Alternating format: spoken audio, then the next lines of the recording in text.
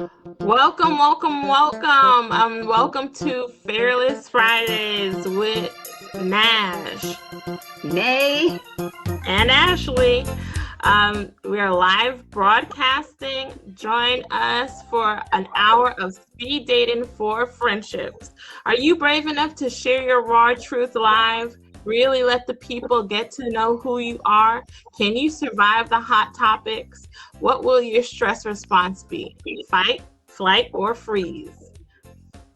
Can you fight it out and answer all questions? Take flight, log off, leaving us high and dry, or freeze in disbelief? We will introduce a hot topic. Reviewers are encouraged to join in and share their story and or answer the questions presented in hope to connect and meet others similar to them. All participants who join in the live broadcast room and answer at least one question will be entered into a random drawing to win a prize giveaway. Fearless Fridays are for socializing and connecting with like-minded people. You may mention your own business or someone else's. However, if your interview becomes more of a marketing promotion, you will be redirected to the initial topic and asked to save the rest for Mompreneur Marketing Mondays. Disclosure, this is a live recording that will be available for replay on multiple platforms affiliated with Zoom and Mom. So we advise you all to be mindful of what you say and be confident in what you deliver. So welcome today. We have a great topic. We're talking about friends and family support. Let's get into it today. How are you guys doing today, ladies? Doing well. Doing well. That's great. We have Brooke here and, of course, our host, Nay. Hey, Nay's in the house. Yes, and the room is open, ladies, so definitely join in. Just click on join the room. If you can't see it, go into the events tab and click on the room and join in. We are here on our last Fearless Friday for the month. We will be back, but not the month of June. We need to take a break, and there's some other great things that are going on in the room, so stay tuned to that. Welcome on in, Takia. Hi. All right. Pass it back to you, Ashley. Well, let's get into our first scenario or question. So, if you fell into a deep depression, like not eating, getting up is impossible, things like that, what do you think family and or friends could do for you to get you back to feeling better again? I guess I'll go. So probably play music, probably throw cold water in my bed and wake me up. Those are the only two I could think of to get me like right out that situation is music and something to just get me out of my room. Cause I'm the type of person that becomes a hermit. I go to my room and I stay in there for a month if you like. I'm thinking about it and I'm trying to think I had my moment of dark days. I always talk about this live and on different platforms, how I went into a dark place. So I'm trying to think when I was in that dark place and sleeping in the bed a lot, didn't want to get out the bed. What is it that somebody could have done? And I really can't think of what somebody could have done. Nothing was giving me the energy to want to get up, especially it was during the holiday time. So you would think oh, it's the holiday. But I really can't think of anything. I'm not sure. I think that's a great question. My question back would be, as a friend, what do you think you could do for me? Because I don't know. That's a great one. I'll answer your question first. As a friend, I mean, getting to know you, Nay, I'm guessing a good thing would be just do you want to talk about it? Just sharing do you need me to do you want to talk about it, kind of thing. Let's just try and get you to talk your feelings out, see if that will help. Um, and if not, maybe be like, okay, let's go somewhere. You know, let's. I know you like really like, nah, I don't want to go anywhere. Well, let's bring the going somewhere to you. Maybe that will perk you up a little bit. You know. Um, so I would try and do something like that because I see your energy. And so I think that's kind of something that you would need as a, you know, as we're getting to know each other. So that's what I would try, but it all depends on you know who you're befriending and you know as you get to know them more, what things you think that they'll need. For me, and this is going to me answering the question, I know I probably would just need you to just let me talk it out. I don't think I've ever gotten that depressed. And I always tell myself, like, if my mom passes away, I'll probably get into that kind of state of depression. And you may just have to just drag me to a therapist. and I'll be okay. I'll probably sit at the therapist and not say anything for a long while. And they're like, well, we are clocking you for this hour. You want to say anything, you know? But eventually, like, I think I just need to talk out my feelings. That's the biggest thing. And to probably cry it out and just let it all go. I just need it all out. I don't. But yeah, I think that's the best thing for me. What about you, Takia? So I had a time where I went through something like this. Well, I had multiple times. And it was hard. Like right before I got diagnosed with postpartum, it was like a lot of arguing. I didn't want to do anything. Nobody really knew what was going on. It was just, I was in this funk that I couldn't pull myself out of. Like I was like getting to a really dark place. And the only thing that I really did find comfort in was breastfeeding. That's the only thing that I could find the energy that I really just wanted to focus on to do. And once I went back to my doctor and we talked about it, we finally figured out what it was.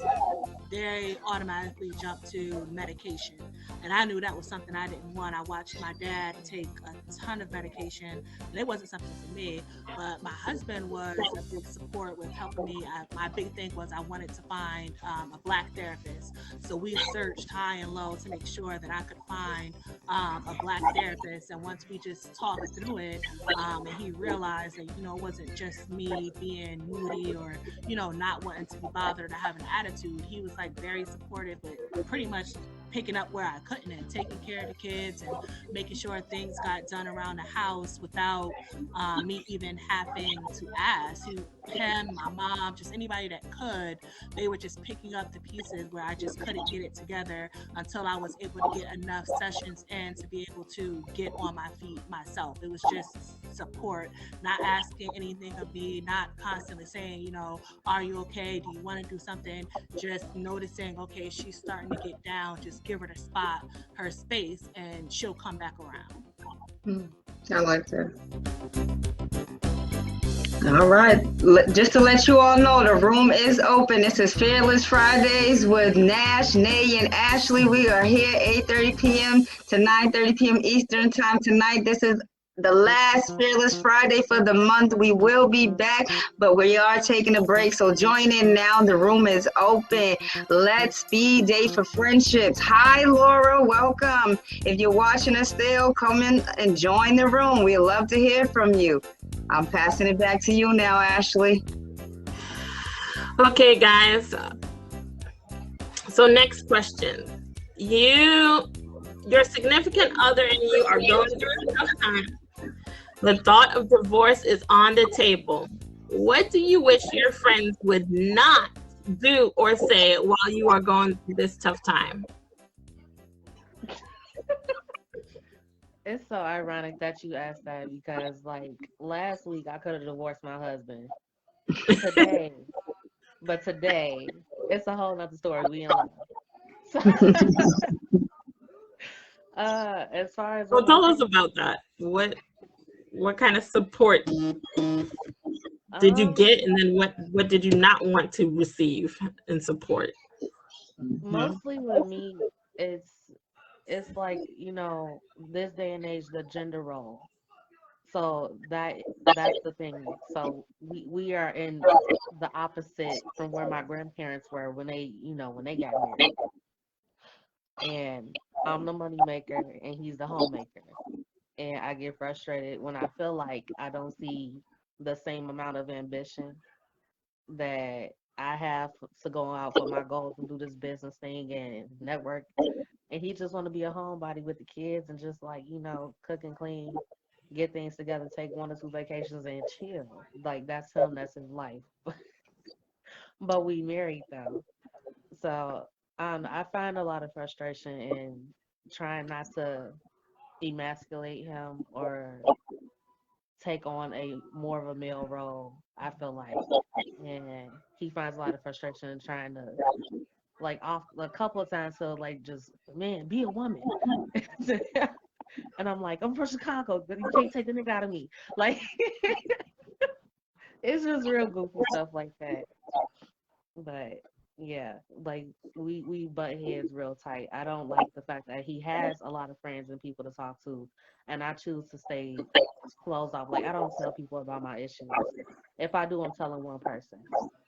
So yeah, and then I'm like, well, what about the other 50 people you talk to? You should tell them talk to us at the same time so it can be fair. That's my main issue is like the conversation being fair, people hearing both sides. If I can't have a conversation with you with my husband, I'm not talking to you at all. So yeah, I don't think it's anything that my friends could do. When I brought in a friend before, for them to listen to both sides, male or female, they have become exhausted listening to his side. So yeah, I just don't do it no more. Yeah. Most you can do is pray for me and joke with me. If I'm trying to kick it with you, please let me come and kick it with you because my mind will get on some, crazy stuff. That's all. Welcome in, Alexis. Go ahead and turn that camera on so we can see who you are. Hi. Yeah, I'm trying to actually figure out how to how to turn it on because I'm actually calling in from my phone. I'm just gonna need a minute. I'm not tech savvy at all. All Okay. righty. In a minute, so. Yes. While she figure out how to get her camera turned on, anybody else on a cell phone can help her. Unfortunately, I'm on my laptop right now, so I can't see the difference. Yeah, that would be a Yeah. better option. I think I'm gonna log off and go on my laptop. Okay. Brooks, are you on a cell phone, right, Brooke? Yeah, I'm trying to figure it out now. I'm trying to figure out how to turn my camera off. It should be like a camera at the bottom, like just a little white icon that's a camera. You just click it and turn on. Yeah, it's blank, but I'm gonna log off and log back in with my laptop. Okay, definitely come back. We want to see your beautiful face. So, I don't know if Takia, you want to answer or I answer. I don't know. That's a tricky one. I don't really talk to nobody about my relationship. Like we talk about like light stuff, but the ins and out, like nobody knows my relationship like I know it. So where I could be like really upset about something, like 2 seconds later, we gonna talk about it, we gonna pray about it, and we gonna move on. And then my friend is still stuck in that same spot, holding on to stuff, and I ain't got time for that. Like I done moved on. So Mhm. I don't really talk to nobody. Like if it gets that heavy, like for us, divorce is not an option. Like it's never been on the table. It's never going to be on the table. Whatever it is, we're gonna find a way to work through our issues. Like we didn't get into this with okay, we always have an exit. Like that's not how we operate. So that's not something we ever even talk about. It doesn't matter how bad the argument gets. And I can't even think of the last time we had a real bad argument, but that's never something we're discussing anyway. I can agree with that. I think for me, I don't really talk to a lot of people about my relationship either. I mean, we haven't really had too much going on. Like the last few um, moments have really connected us because we've been in such dark places and had some tragedies happen in our life. So it's brought us closer together. But I would say times when we were like battling out, like you was explaining, Brooke, like one minute you guys are like, I love you. And the next one is like, oh, I can't stand you right now.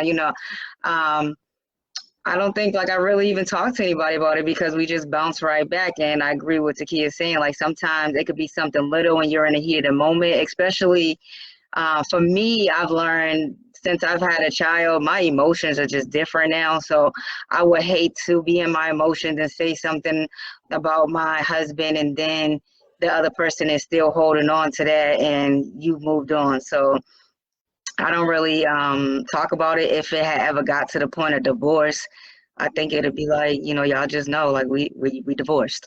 Like I just I already will go through it and then you'll find out later. That's just because I'm just that type of person. I don't want to be influenced by somebody else's their thoughts because you're not living this marriage with me. So, if it's positive, that's fine. Like give me some positivity, like just say I'm here for you, but don't leave him or you definitely need to stay with him because you don't know what I'm living. And that's how I would be for a friend. So whatever I'm expecting for somebody, I'm going to give that back. So if my friend was going through a divorce, then I'm not going to tell her to go ahead, you definitely should leave him or stay with him because I don't really know what they're living. Like I can ask some questions and see like, give some suggestions on trying to work it out.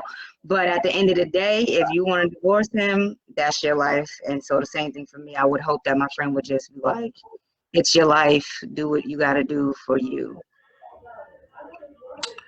Right. So, Alexis, I don't know if you want to answer our question that we, I don't know Sure. if you heard the question. I can't really say what I wouldn't want a friend to do. I know in the past, my friends have been very neutral and they've been very careful about anything that they have said. So they would just offer a listening ear. Sometimes I felt like my friends were too neutral and I needed them to show more emotion about my situation and I wasn't getting that. So you know what? Yeah, so that's what I would not want a friend to do is show lack of emotion. Got it. Yeah. Yeah. That's a good one. For me, going through the situation once before, I don't want someone to tell me what to do. Like you was saying, like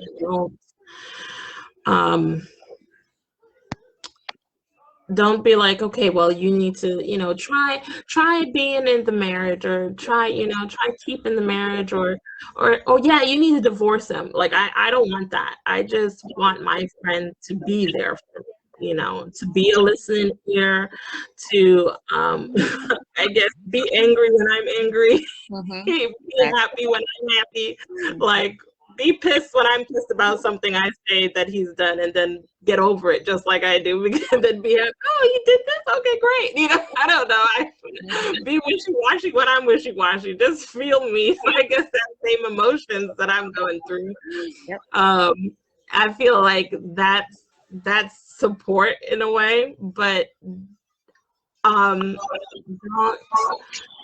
don't feel as if you know what I'm going through that you're able to give me a decision on what I have to go through, because you think that, oh, you know what's best for me based on the information I've given you. I don't want that. I just need you to be there, be a listening ear. Yeah. So, and I think I like your answer too, Alexis. I don't need someone like, oh, that's not gonna have any emotion at all. And because then I'm gonna be like, are you even listening to me? Like, do you know what's happening right now? Like, I'm angry. You need to be angry with me. But yeah. So So that's about how I feel about it. Okay. I just want to remind you all that this is a live recording, so it is available back on replay. We advise you to be mindful what you say, but definitely be confident in what you deliver tonight. These replays are available on multiple platforms affiliated with Zoom and Moms, but it is good to be on replay so you guys can get to know others and others can get to know you when they replay it. Go ahead, Ashley. I'm passing it back to you. All right, guys, here's another one. So your little one's birthday is coming up. They've never been to daycare or preschool, so literally the only friends they have are your friends' children. But your little one is turning about 4, and your friends have newborns. Do you still ask your friends to come to your little one's birthday party? What's the scenario? You said the baby turning 4 and the friends got older kids. Just newborns. Oh, So it's yeah, they like still coming. you still That's hands down without a doubt. They still get an invitation. You know, the baby can lick some frosting off the spoon or something. But like, yeah, it's still a party. Like, if that's my friend, and they got a baby. That's still family. You still coming. Even if I they wouldn't don't got a exclude baby, just you because of the still age of come. your child. Yeah, I would agree. When I first had my daughter 18 years ago, no one else had kids. So but I would still invite my friends to her party, even though they didn't have children. Yeah. And for me, oh, go ahead, Ashley. I was just gonna say, well, my son's 9 months, so majority of the people, like when my son turned 1, majority of the people that I'm going to invite, their kids are going to be older, and so to me, it's like I'm still the party is for the children before it's for the adults anyway. So whatever age they are, I'm just gonna make sure that I have something to entertain those children. But yeah, they're definitely invited, no matter the age, because children are children, and once you hit a certain age, you start hanging with people anyways. I'm 30 hanging with 45-year-olds and stuff, so you never know. My son may invite Bobby, and him and Bobby might become friends later on, even though Bobby's 7 years older than him, and his mother was or is my friend, so she should come and support us. Yeah, back to that depression thing you was talking about. If your friend had the baby and was depressed, you need to get her out the house anyway. Facts. Yeah. So like, yeah, don't have her looking at some 4 walls with that baby. Mm-hmm. I'm glad you guys all agree about that. That's something as a mom I'm always wondering, because my son, like, I don't have much friends with kids, like, or when I shouldn't say that. The friends that I do have with kids, they're not of the age of my son, so they're like very newborn or anything. And then the other friends that I do have, they're childless, and I'm like, okay, I don't want to come off as that mom that's like, I'm inviting you because you're my friend and my son just needs a present. I don't want to come off like that, I'm always like, what's the rules for this this thing? Do you invite the adult to the child's, even like you said, even if it's not, they don't have a child, it's still your friend, they still come. So yeah. I mean, the friends without the kids, I mean, you trying to like, volunteer your services too. Like, if we got a bounce house, you want to be in charge of the bounce house. It's support. Like, because you invite me to your birthday party, you don't have kids. I want to come. And if you say no kids, I won't bring my son. I'm going to bring myself. So it's a birthday party for my son, but it still involves me. Like, we're friends. Like, it's kind of like Christmas and Thanksgiving when you have holiday parties and stuff. It's like, if you want your friends to come, you invite them. So what's the difference with a birthday party? Mm-hmm. You invited them to your baby shower right before the baby got there. Right. Yeah. Yeah. And speaking of that, like, it just reminded me of like times when I was younger and people were having children. I was showing up for a lot of people. I was buying gifts, making gifts, going to baby showers and stuff. And now when I look back at it, like, I've never even met some of these people who's kids. Like I went to this girl baby shower and never even met her kid. Like after she had the kid, the relationship kind of stopped. So it kind of goes to what you were saying earlier, Ashley, about I don't want you to feel like I'm just inviting you for a gift, because it's like when I think back, I have so many pictures and things. Like I was always that person that would go. If you invite me, I try my best to go. And I loved kids, so I would go to people's baby showers and birthday parties and things. And then the relationship just kind of stopped. But I was being a supportive friend, even though I didn't have any kids. And now here I am with a child, but life is different. We've obviously grown apart from each other, so I'm not mad at any of those people. But it's interesting that now that I'm thinking about it, it's interesting. That has said that, you're like, was I just there for? But I was helping, and but that was me. I'm a giver, like Zooming Moms. I'm here. I'm giving. This is for free. So I'm learning that's my purpose in life, was to give. But that So also I'm mad shows at it. the kind of friend you are, Nate. You're that friend that always shows up, and be supportive, Thank So you. yeah.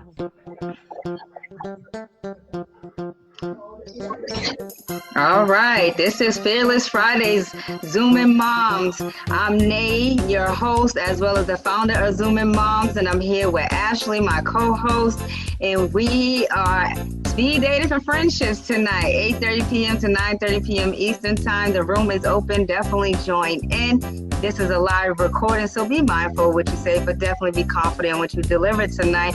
Let's go ahead with the next scenario, Ashley. Yes. So your best friend, and this, be mindful, this is your best friend, okay? And you are out shopping with the kiddos, and you have, again, a 4-year-old, and your best friend has a newborn. So you're busy at the moment handling a return. So your attention is away at the moment. Your child, unfortunately, is acting up, like cutting up in the store. Okay, we know that your kids are angels. So remember, this is just a scenario. Are you okay with your best friend disciplining your child, or should she just wait till you are done to handle your child? I'm okay with it. Yeah, I'm okay with reinforcement. If this is my best friend, she obviously knows how I treat my kid already. So if I done said be quiet both times and she turn around and say shut up, I'm cool with that.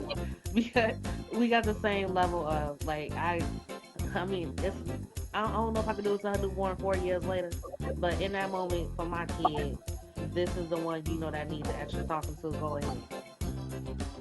Mm-hmm. Yeah, I think as long as she know my discipline action, then we're fine. I'm not in agreement with corporal punishment. So if I turn around and she popping my kid, then we need to talk about this. But again, you said best friend, so I'm assuming we're on the same page. You know a lot about me, and I know a lot about you. So you're going to do the right thing to discipline my child at that time. Mm-hmm. Yeah, that was gonna be my question. What kind of discipline? Yeah. I was gonna bring that up later on. Yeah. I mean, in the past, I mean, I haven't had little kids in a while. I just had a baby, but my other 2 kids are grown. In the past, my friends didn't really discipline my kids. I mean, maybe a little bit. And yeah, I think I did feel a little insecure about it. I accepted what they did, but then there was a part of me that was I felt a little uneasy about it. I don't know if it was embarrassment or like, oh, they're telling my kid what to do. I can't figure out what the feelings were. I know I did have some uneasy feelings, but when they did speak to my children, the few times that they did, I accepted it. Do you remember what were some of the things that was said to like talk to your kids or like discipline them? It was mild stuff. It wasn't anything. It was just reinforcement, like Ashley said. Like if one of them wasn't listening and I said, stop it, they would reinforce it, But a part of me would sometimes be a little embarrassed. I don't know if it was because I was reflecting on myself as a parent or because they were stepping in? I feel like black moms in general have a village mentality. So even if you aren't a mom, or you're just like a sister, or that friend with no kids, but you still come through for the person that does have kids, you automatically kind of put the extra foot in where mom is too tired. She ain't got the extra oomph in her to say this, be quiet one more time.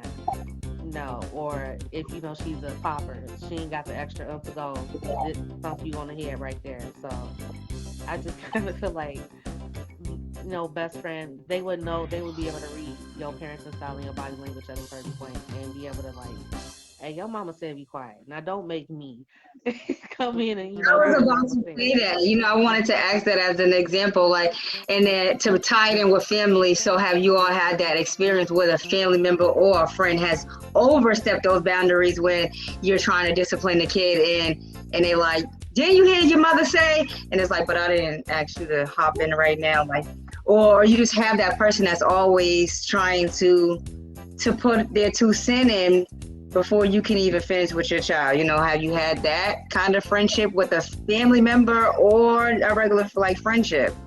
My mom does that, but like in the opposite way. Like she's become a grandmother now and she's soft and the kids get away with murder around her. So it's like we are disciplining our children. We set certain rules, and then she'll jump in and it's like, oh, they're babies, leave them alone. And I'm like, bro, chill out. Like I'm talking to my child. I'm gonna need you to stay over there in the corner and not interrupt. Like, don't do that.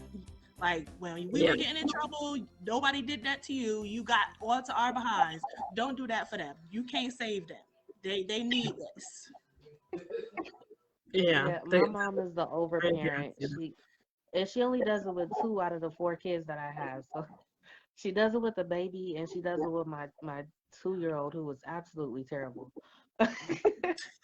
So if he comes in the door screaming, she starts screaming back at him. So like that's what she does. And she hears the baby screaming, we not gonna have that today. Cut it down. And she just, she get right with him on their level. My mom just ignorant like that. But like I said, it's only with 2 out of my 4 kids, and that's just the babies because they ain't, they not old enough to understand yet. And if I'm in a store and my kids are cutting up, those are my kids that are cutting up. It's gonna be my last 2, not my oldest kids, because they got sense. So,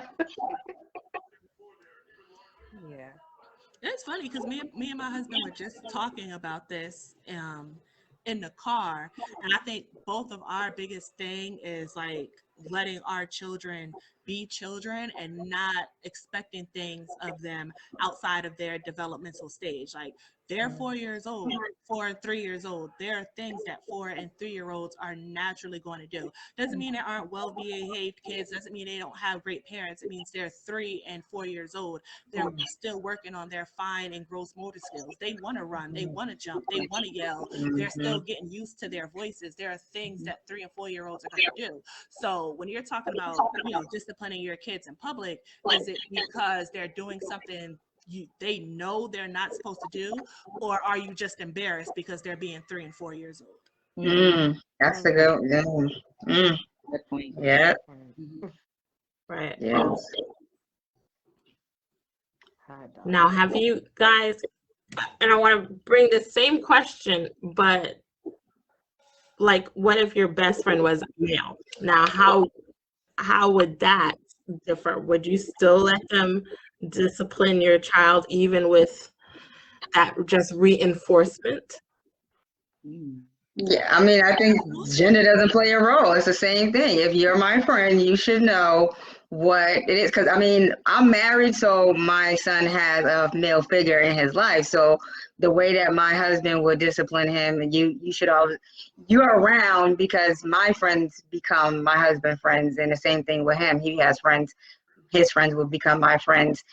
So we're familiar with each other. I'm not saying like all his friends are my best friends and all my friends are his best friends, but we are aware of each other. We've been around each other. So if I have a male friend, I'm assuming that male friend is going to use the best practice for my child that I Do approve you of. guys do you guys not think that males and females are a little bit, because this is how I feel. I feel like males are a little bit more tougher when they because when they say what they're saying, they're more stern.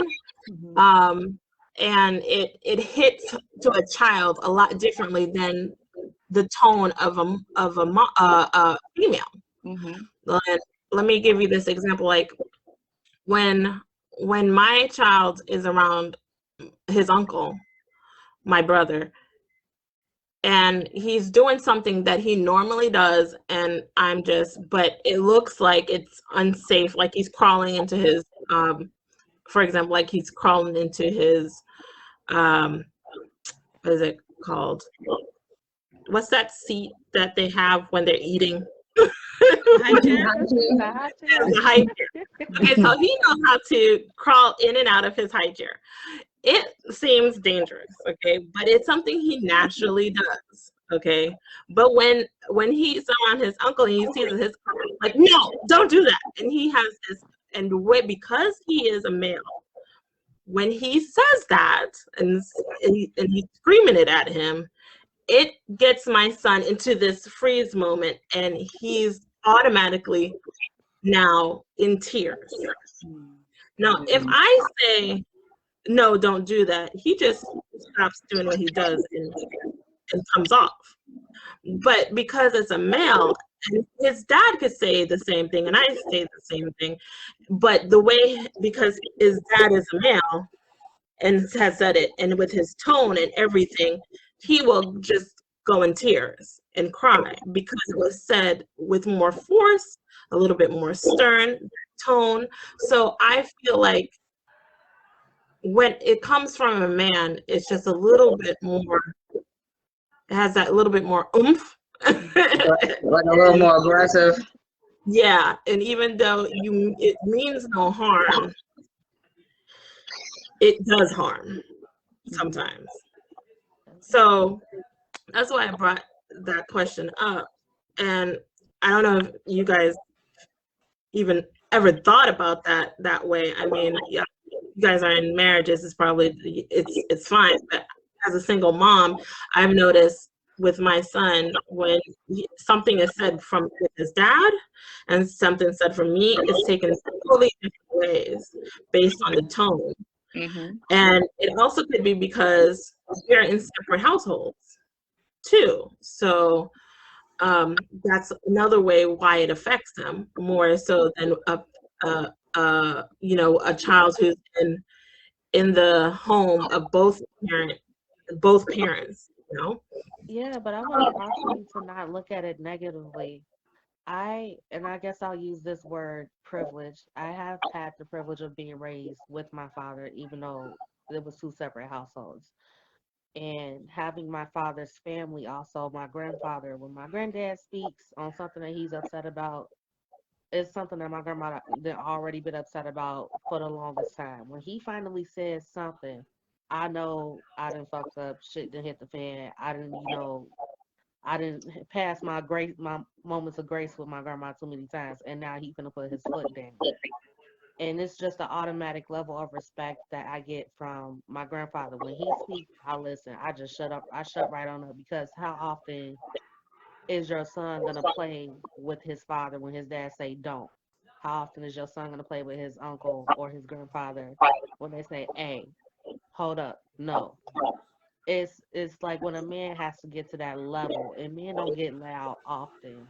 It's just a level of, and this is like, to me, it's like a natural thing. I've seen it with my uncle, my father, my grandfather, my husband, my brother.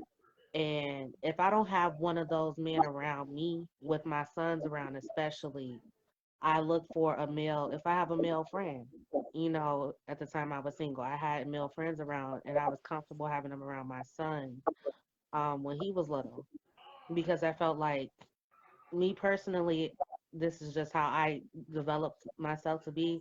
I said when I have children, I'm never going to live in a house without a man. So if I had to go back and live with my father, I would. And that's just a personal choice, because I see the difference between me having my dad in my life and my sister not having a dad at all. And we both still cool, well-rounded women, but I understand men and a lot of other things a lot more. Marriage and a household, I have that example from my grandparents. So, like what you're saying about your son, he seems like he's scared of like your brother, his uncle. It's not a fear thing. It's just like fear and respect kind of sometimes come in the same ball. And he needs to get that as a man, as a boy.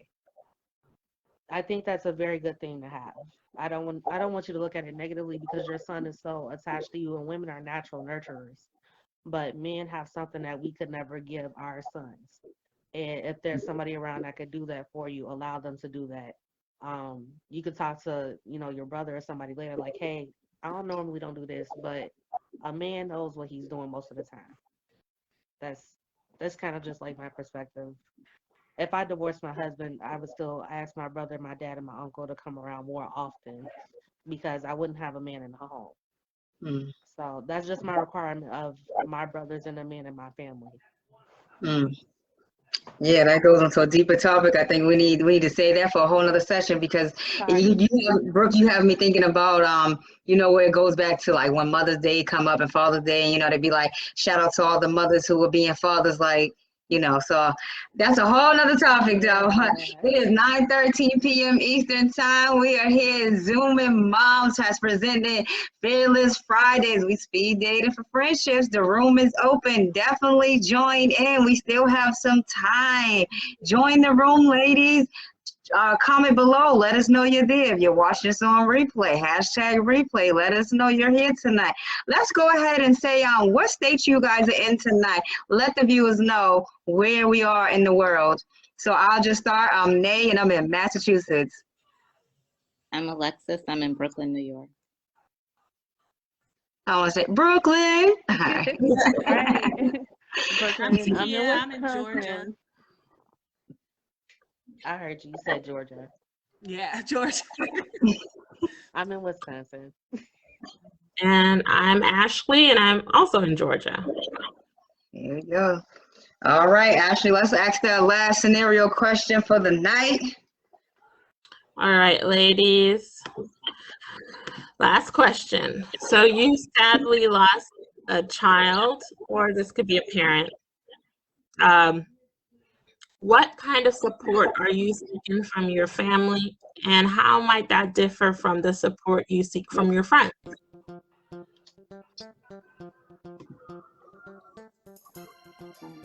I'll go last. Well, I go first then. Because I've actually lost both. I've lost two children. In 2019, I lost twins, a boy and a girl. And then I also lost my father the previous year in 2018. So honestly, with my father, I didn't really tell a lot of people because there wasn't a relationship there. My father passed away, but I hadn't seen him, or he hadn't been in my life like years before that. Like the last time I remember actually speaking to him was in 2012. So y'all do the math. Like I'm not about to do it right now. But 2012 to 2019, that was the last time I had spoke to him on the phone. And so there wasn't any emotions there for me.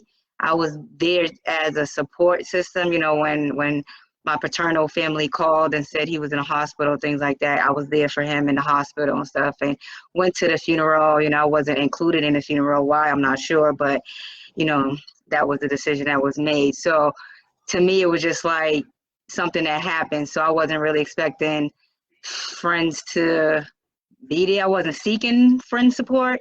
I did have a lot of family support on my maternal side. So a lot of my maternal family showed up to the funeral because they knew my paternal side, they were close. So that's the support I had for my father passing away. For my children, I feel like it was a little, it was something that was new in my family as well, with losing my children. Like I feel like a lot of people weren't used to that. So it was kind of put to the side. It was, I got the text messages and calls like, we're sorry that this happened to you, but then it kind of died down. So again, when I said I went into a dark place, I lost my children in October. It was literally a day after my 29th birthday. They had a gender reveal on my birthday, October 20th, and I woke up the next day to go to work, but I was going into premature labor. So this is, to me, this was around the holiday time. So like I said, there was no like engagement. We didn't want to be around any family and friends at that time, but I feel like I got more support with friends, the beneficial support. Like I feel like my family just, again, they just didn't know what to say or what to do, so it was kind of like it was dead for a little. It was ghost town. We let them have their space. But there were several moments where I had friends who were asking beneficial questions like, how are you feeling? You know, like, is there anything that I can do for you? And so like, Ashley, when you was like, what do you need from friends? I guess you kind of, you saw it in me before I could see it in myself, what I needed. But I guess that's what I would need from family too, to not disregard that it happened. So let's talk about it. Let's go out and celebrate that I'm still here and surviving this, you know. So I guess I'm more of a person who wants to talk about it. Like that's why I have this Zoom and Moms now. I want to talk about it. I don't want to sweep it under the rug. And I see that a lot on social media, that Black families, you know, they put race into it, but it's probably not race. It's probably white families, Asian families, you know, people in general who just sweep some family stuff under the rug, like let it be. But for me, losing my children, I was their mother. So I'm always going to say I'm a mother of three, not a mother of one, because like my child was still alive. Like I felt them moving in my body. So everybody had their own definition of when life starts and stuff. And for me, it has started. Like they both had a heartbeat. They both were alive at some point, you know. So that's why they got names and cremated and stuff like that. So yeah, for me, the support would be to just be consistent and just acknowledge it with me. But if it's something that you're uncomfortable with, if it's weird to you or crazy, then yeah, don't acknowledge it, because to me, it's not genuine then. But that's what I would be seeking from both friends and family for me. For me, I think I would, that sort of thing would be extremely hard for me.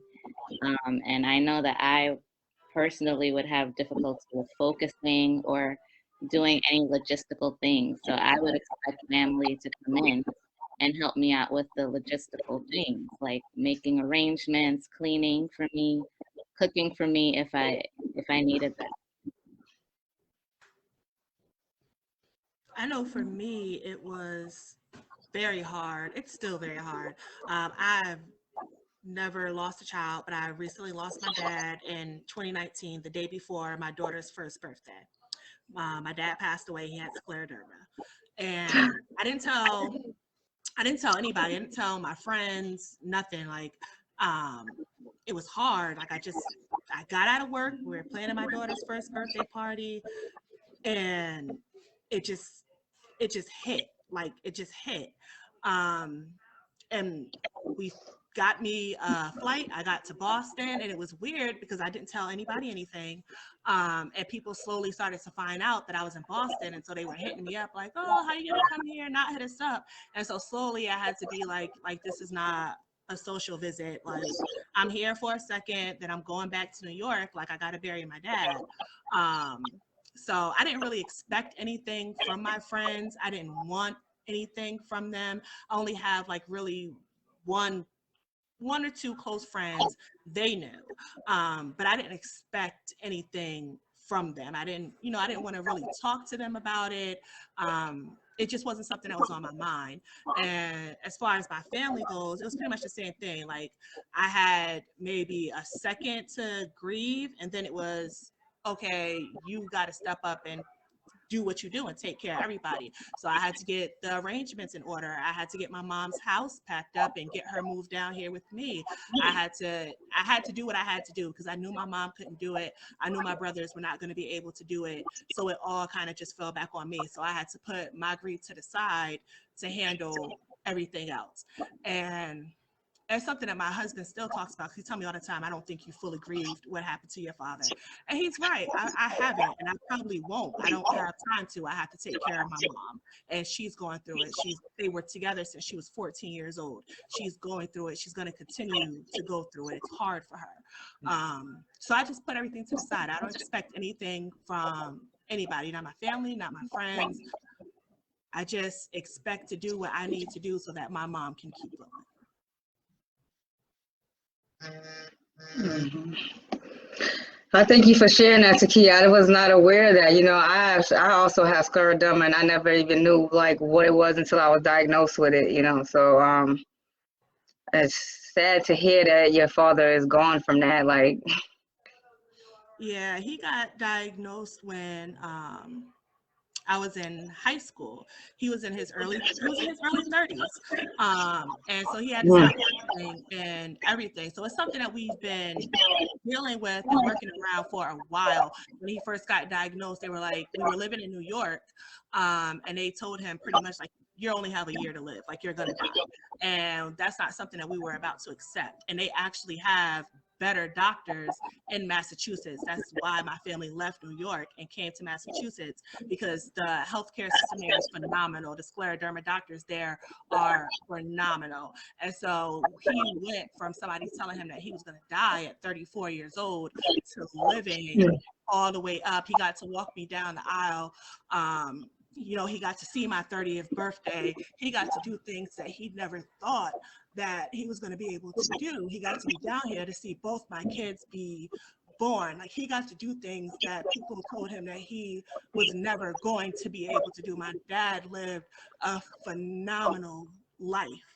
And so even though we had prepared for it, and when he got sick that last time after my 30th birthday, I had my wedding in August. I turned 30 in September. He stayed out here the entire time. We cut up, had a wonderful time, and he ended up getting really sick. And he went to the hospital. He spent the holidays in the hospital, and then he came home, and he ended up passing away in February 8th. My daughter was born February 9th. But we just didn't expect it, because he's been told that so many times, and he's such a fighter. He always overcame it. So when it finally did happen, it was like I was a little bit prepared, but not really prepared. Like, that's my dad. Like, what are you talking about? He's always going to be here, right? So it was hard. Like, it's still hard. I appreciate that. So sorry for your losses, everybody. It's such a hard thing. It's really a beautiful thing that you was brought on here tonight to tell our story, Takia. Because I tell you, I feel like, like, it's hard. I have scleroderma and multiple sclerosis, so those are the things I think about. And for you to be a daughter who has lost somebody to scleroderma, but the story you're telling, it's like, that's exactly what I want. Your father was striving to live a good life, and for his children to tell a good story, and that's what I want. I want my son to be able to say, like, my mother did what she could, and I had a good life, and she loved me. And so I feel like, things happen for a reason, and I feel like there was a reason you was on here tonight. I didn't know Ashley was asking these questions, but it was a good one. We're here, it's live. This is not fake, this is all raw truth. And I appreciate that. I think it was definitely needed. Yeah, that's what I said. Keep striving, because these doctors, they'll say anything, but they don't know your heart, and they don't know what you have that's driving you to keep pushing you. Do what you got to do and keep believing in yourself and keep holding on for your kids, because that's all my dad did, was fight every day. He was determined. He was like, I'm going to do whatever I have to do. And he was determined not to leave us. He was determined to get through. And you have that same determination. I don't care what any of these doctors say. They don't know. They only see what's on their charts, but they don't know what's in your heart. And they don't know what you were planted here to do and what you can achieve with or without them. That's absolutely, yeah. Yeah, God has the final say. God has the final say. That's dope. I don't want to freak y'all out, so I'm gonna shut up. No, share it. Let us hear it. You never know. It might speak to us. Please No share. judgment. So, as at an earlier point with probably some of you, I might have said, before, like, I'm a person that my spirit is open enough to receive messages. I'm not a medium. I'm not a psychic. Yes, you are. God just be Yes, you can look, messages. You're a medium. God just be like, look over here. That's what he do. And I haven't had the misfortune of losing a parent, but I've been a person that's been able to be in somebody's corner. With my husband losing his grandmother to stage 4 cancer this year. Ooh. And I just now I'm gonna sound nuts, right? But she passed away in March, but I just saw her last night. She came to me in a dream. She visited me. She showed me my daughter, my baby girl right now. She's like 10 months old. She showed me my daughter at 1 year old, jumping around. She was holding her in her arms and stuff like that. And she said, "Okay, baby, before y'all go," it's like we was going for a visit to her house, like just like normal. "Before y'all go, remember to tell them I want my ashes put under a tree. It might take them a lifetime to do it, but put my ashes under a tree." And I was like, "Okay." And I got off the phone with her from the visit where we were physically at. You know how dreams kind of mess stuff up. Um, but got off the phone with her. I was like, "Okay, I'm gonna do it." And just as I was shaking my head in a dream, saying, "Yeah, I got you," I'm waking up and I'm shaking my head like this. So I don't know what it is, because not only have I seen my husband's mother who passed away, now I've seen his grandmother. And I'm like, why ain't his spirit open enough to receive these messages where they could just go and talk to him? But I feel like sometimes God sends it through me because he knows I can handle it. That'd be the first thing. And then the next thing is I have a way of getting a message to people where they can find peace. And just you with your father, and I know you crying, but I'm smiling the whole time because I feel like, girl, you don't know your daddy right there over your shoulder. He see Literally, everything right you there. doing. Okay. He see everything you doing. He's proud of everything you doing. And it be the little moments in passing where you'll turn around and give your kid the eye and he'll be like, go and do what your mama said. Like it'll be a little moment like that you won't realize it, but spirit is there all of the time. And even with Nay and her babies, they just be floating around her. And I'm just like, your son got extra protectors. He got some extra hitters on him. When he show up, it's not just him. It's just 2 or 3. Just and I try to, when people are going through grief, like I said, I haven't experienced it, but I feel like God shows me so much that when it comes to me, I'm just gonna be like I tell God, hey, when my grandma passed away, cut her off. Because she gonna be in my business, she gonna be in my ear, she's gonna be nosy. I can't do Betty J. But I feel like God gives me certain signs and certain people allows them to come through so I can relay the message and give other folks peace. When your loved ones passed away, like physically, yeah, they gone. But if you ever dream about them, baby, just know that's down, 100%. If you ever, have a quick thought about them, that's down. If you see like a penny, a quarter, a feather, a dragonfly flying by, that's down. Like that's just, I want to give y'all ultimate validation because like people are gone, but man, they not gone. In my dream, I was just looking at his grandma. I was like, she's still kicking. But in my head, I was like, I know she did. And like, I don't try to trip people out. I don't try to make people believe something that they don't want to believe. Um, but 100%, I do want to validate like, your loved ones are always there around you. You might miss them in a physical form, but they doing 10 times more to show you, hey, I'm here, I love you, I'm protecting you, I got you, and giving you kudos on all of your accomplishments and stuff like that. I believe in the same thing, Brooklyn. I actually had I like May, I didn't really have a father to grow up with. My father did recently die, but I really my biological father did recently die, but it was hard for me to really feel because I haven't heard from him since the third grade, really. But my cultural mentor, he passed away. And he was one of the people who really taught me about traditional African spirituality and prepared my spirit for it. And, he was so much older and wiser. This was a man who had 2 master's degrees, and he was like in his 60s, and I was only, you know, in my early 30s, late 20s at the time. But he would engage me, and he would be willing to debate with me, and he would be willing to teach me, even though I was the less wiser one. He was still willing to engage me in that way. And it was actually because of his death that I started communicating with spirit. I actually thought that I was communicating with him. It turned out that I was communicating with another spirit. But had he not died, and had I not had that connection with him to want to really commune with the other side, my whole outlook on death would have been different. So I think, although it's painful, and I still miss him to this day, because he was the father I never had, and he really opened my mind up to so many different possibilities. I think that people come and leave in our lives, but people come into our lives to teach us different lessons. And the more we connect the dots and put the lessons together, is the more we grow as people and we understand why things happen. Even though these lessons come with feelings that hurt sometimes, but they're still lessons. But without the feelings, they wouldn't be as impactful. Right, right. Yep. I definitely understand what you're saying.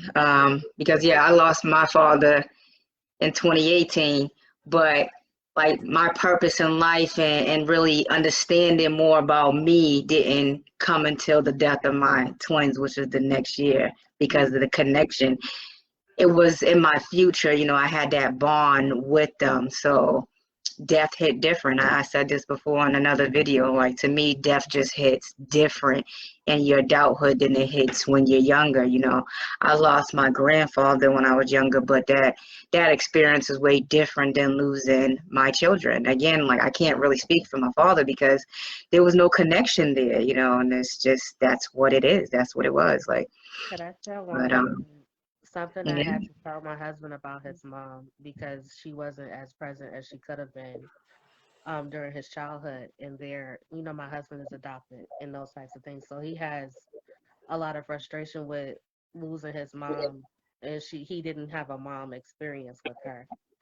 And when at the time, like, I was pregnant with his first child, and when she passed away, and I had to tell him, you know, over these past couple of years, like, I've had, you know, 4 or 5 dreams where she's come to me, she's shown herself to me, and I haven't had the conversation, but I understood what her intention when I saw her, and I said, you know what, your mom is a better mom to you now than she was when she was living. Not only is she looking out for you and all of your siblings, she is ushering in all of her grandchildren that are coming to her. She blesses each one of her grandchildren that come, you know, that pass through the womb. And I was like, I know you might not understand this, but like, she is a great mom now. She is also a great grandmother now. She might be physically gone, but she is making up for everything that she couldn't do in life. And just, you know, when it comes down to your dad, Nate, if you feel like there's anything that he didn't do enough of, there is so much more that he is could be doing right now on the other side. And just like, I don't know, that's it. I just know I had to explain that to my husband because he had to take away the anger he felt about her so he could heal from missing her. And he was more filled with anger than, you know, having a space where he could memorialize his mom properly and just release and be like, okay, I'm at peace with you being gone. Mhm. 'Cause Well, I don't think, some, see, for me, I don't think I'm angry at my father. Like I said, in 2012, I called him in 2012 to talk and see what was going on. And he explained what his reasons and stuff was, like, you know, so I felt like that was my closure there. I'm just saying, like, emotionally, my body, it won't hit my body to cry for his death. Like, it's right. sad that this man lost his life and was unable to meet his grandkids and being there alive. You know, he was a man who had his own issues though. So, but personally and emotionally, like, it's just not hitting me. But when I lost it's gonna sound silly, but honestly, when I lost my cat and my kids, it hit me harder because they were in my daily life. It was something that was a part of me. Like, he was not a part of me in years. So it's just emotionally not gonna hit me. And I have sisters who it hit her. He wasn't in her life just as long, but it hit her. Like she was at the funeral and she was crying and she was thinking about the future and how he's never gonna be there. So it hit her. But I'm just that type of person that like I was always like, shoot, I'm doing great. Like this is my life. When I'm looking at my future, he's not even in my future.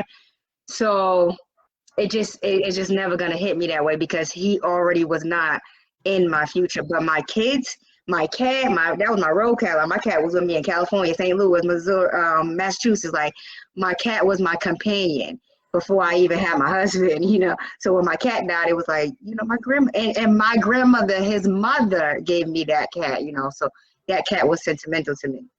And then, like I said, with my kids, like that was part of my future. But yeah, there's no anger or anything. There's definitely like that's sad that happened to him, but I'm definitely over him not being in my life. I was never one of those women that could be like, oh, I have daddy issues. I honestly don't even know what that is. When women say that, like I have daddy issues, I don't know what that is. Like I was just a person who grew up without a father, but I never was one to say like I have daddy issues because I don't know what that is. I was always striving hard, like Takia is saying, like because I have these things going on and before I knew I had them, like I just felt something in my life that was like time is of the essence, like life is short, keep going. And I guess part of that could be because my mother already had multiple sclerosis, so I'm watching her as a child live her life like, you know, do as much as you can because you never know when tomorrow might end. So that's how I started. I was living my life, and then when I got these diagnoses, I'm like, I definitely feel like I need to live my life like that. And that's what, like Takia saying, her father was 30. If you don't mind me asking, Takia, how old was he when he passed away? 52. 52.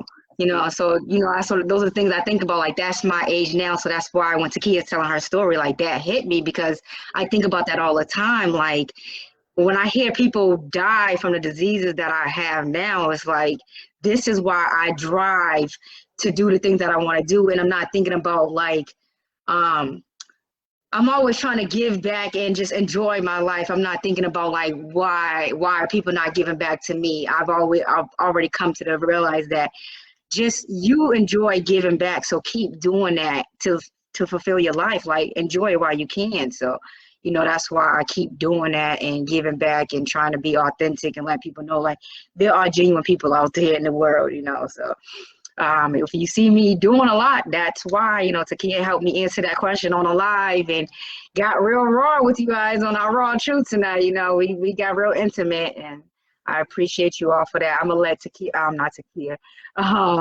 Ashley end this off tonight. I do appreciate you guys. I really enjoyed tonight. I think this was a great ending. We will be back. We just need to take a break. We have a lot going on, so we need to take a break with some of these lives, but we will be back. Thank you all. Yes, thank you all for coming.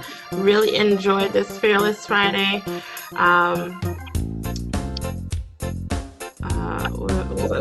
Come and join us when we're back. Stay tuned. Look at our Zoom and Moms and check us on Zoom and Moms and the what is that thing called? The status, the post, and check out the post for the next time we will be running Fearless Fridays again. It is 9:39. This is Fearless Fridays with Nash, Nay, and Ashley. Thank you for joining us. We'll see you the next time. Bye. Thank you. you guys have a good night. Wait.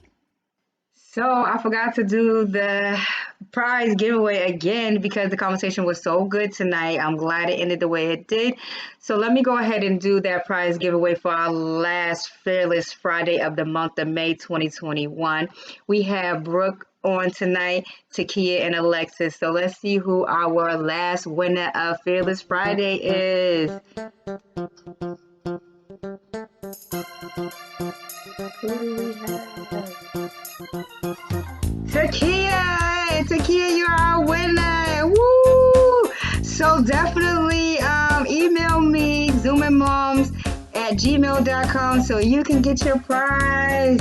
Thank you for participating. We will be back. live. We're just taking a little break so we can introduce you all to some new things going on through Zoom and Moms. I'm Nay, your founder as well as your hostess. You all have a good night and tune in for our next activities and events. Bye-bye.